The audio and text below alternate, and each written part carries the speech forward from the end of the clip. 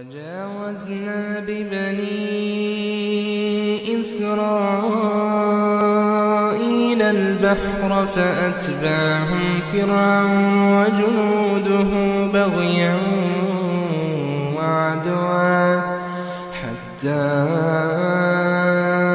إذا أدركه الغرق قال آمنت أنه لا إله إلا الذي آمنت به بنو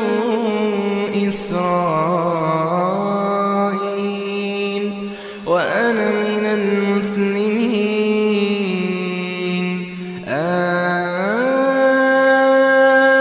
الآن وقد عصيت قبل وكنت من المفسدين فاليوم ننجيك ببدنك لتكون لمن خلفك آية وإن كثيرا من الناس عن آية